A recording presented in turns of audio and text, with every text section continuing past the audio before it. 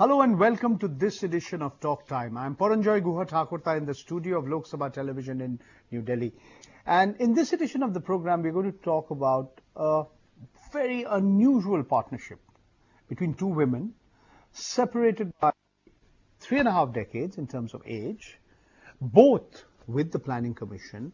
Both have scarred the length and breadth of this country and gone to places and met people who normally do not figure in the news. Their stories have been told in this book, Beautiful Country, Stories from Another India. An India of the underprivileged, an India where people are struggling to survive, an India of despair and an India of hope. This is the story or the series of stories of remarkable people, unknown, unsung, that find place in this book. Let me welcome the two co-authors of this book who are here with me in the studio. I'm very happy to welcome Dr. Syeda Hameed, member of the Planning Commission.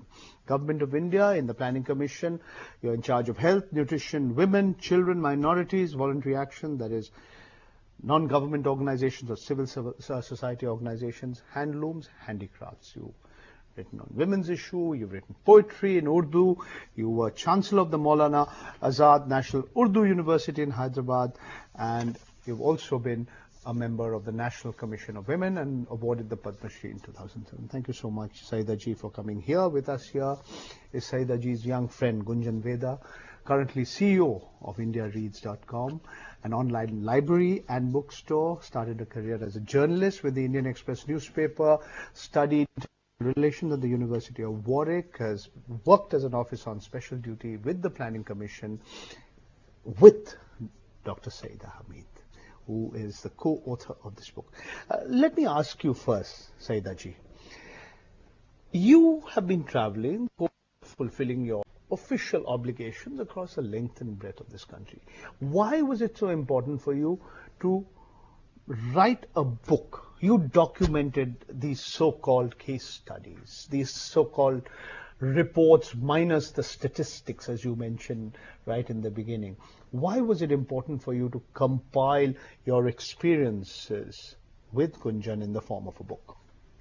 Pranjoy, I thought, in fact I should say we thought, that who are the faces behind the planning?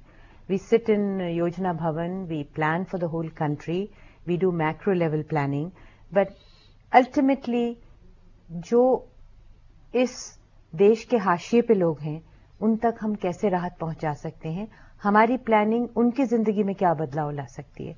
तो मैंने सोचा कि सबसे इसका एक ही उपाय है और वो ये है कि मैं अपनी नजरों से देखूं कि देश में हो क्या रहा है और उन स्थानों पे जाऊं जहां के लोग नहीं जाते, the paths untraveled. I thought that's where one needs to go, and that's what I need to see, so that the planning then, numbers and allocations and money and crores, all of that makes more sense to me. Okay. Gunjan, you talk about how you were always you were peripatetic, as they say, your feet were always itchy and you always had to move on.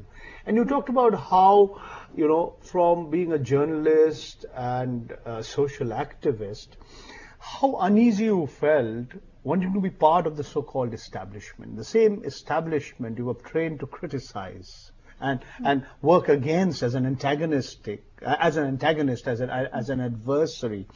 And then you said you became really a part of the system.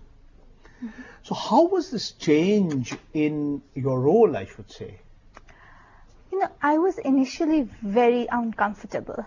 I still remember when we first met and I told Syeda ji that, are you sure I should be here? But I think what made it very easy was the fact that, I was working with her and she herself is from an activist background. So in that sense, it wasn't completely alien. I was not But you could argue she's a bit of a misfit in Yojana Bhavan. So you were happy to be part of the office of a person who was not really, sort of fitted into that popular mold of a member of the Planning Commission. Absolutely. I think if I could not probably have worked in any other office in Yojana Bhavan, precisely because, I was with somebody who understood how important it is to be in the field. with whom I could travel into the field. I think I didn't get a sense of, of being completely becoming a Sarkari Babu, so to say. And that was very important for me. So, tell me, Saida ji, is it that most members of the Planning Commission prefer to sit in their air-conditioned rooms, and they do not want to dirty their feet, and travel around? No, because you're an exception. No, I think that we all have our states allocated to us, and we are all expected to go and visit our states, and members go everywhere.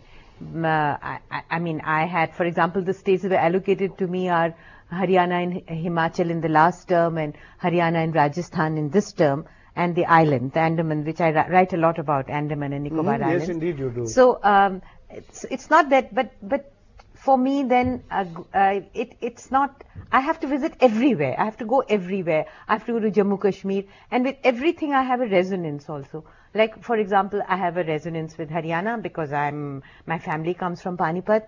I have a resonance in Kashmir. I was born in Kashmir. My culture is UP. Became as I worked in the Planning Commission, I became completely mesmerized and fascinated by Andaman, Nicobar, Lakshadweep. Stop here. I'm going to ask her. Okay. There are not too many women who are 30 who visited all the 28 states of India. Also 7 union territories, I understand. Have you left out one or two? No, I haven't visited all the union territories. Okay, but all the 28 states you've been Yes. to. Congratulations. Tell me, you talk about your first experience of going, in a helicopter in fancy circumstances to the Andaman Nicobar Islands after it had been ravaged by the tsunami. Recount those experiences once again. Well, it was strange because the first time I saw Andamans, we saw it from this helicopter, and it was beautiful, and that was one word for it. I had never seen something that was so beautiful. And I was shocked because when we started landing, and then I looked out and I realized, oh my God, these are all mangroves which have been destroyed. These are villages which have been destroyed.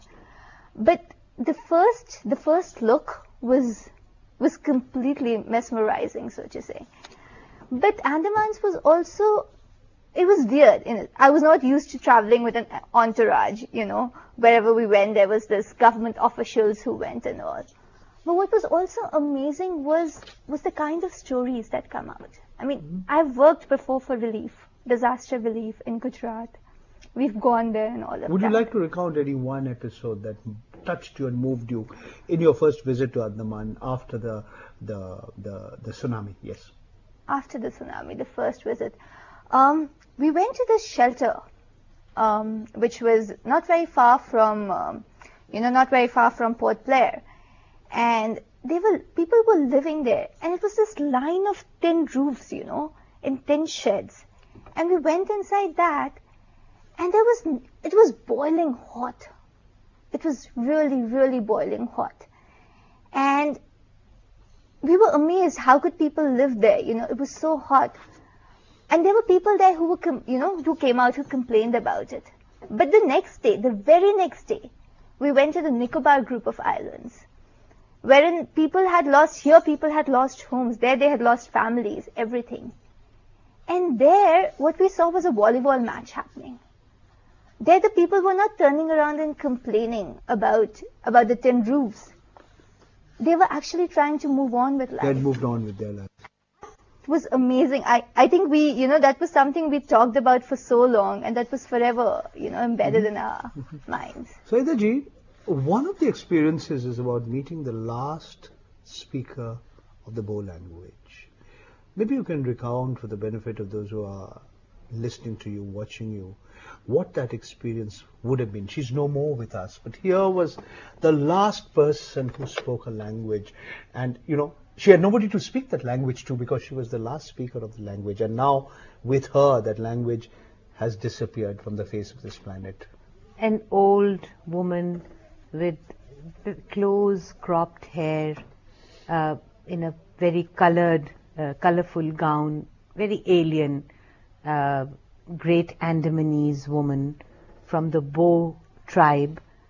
This meeting the last person in a tribe, we didn't know that when this book was published a few years before I had gone, because the book took a while.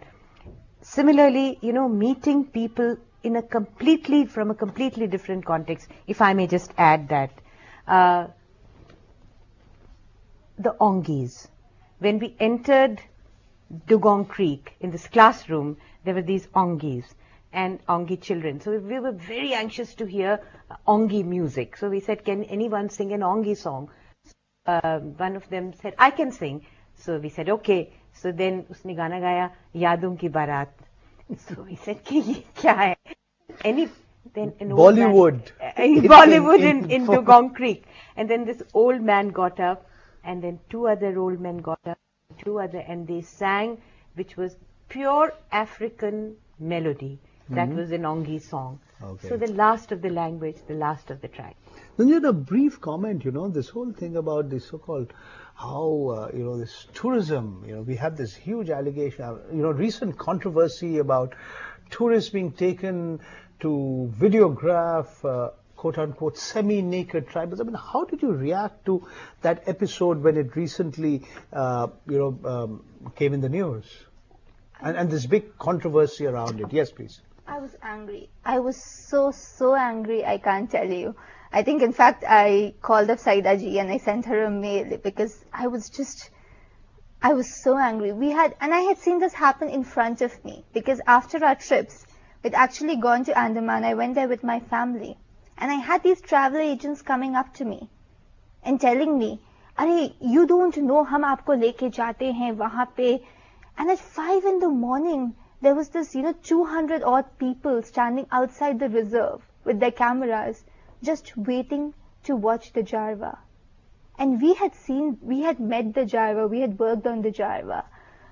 It was so shocking. It was just so shocking. Okay. I just want to take a break in our program. I'm going to get back to you. You have many more stories to tell us. You have many more stories to tell those who are watching you, listening to you. We'll be back with you in a short while.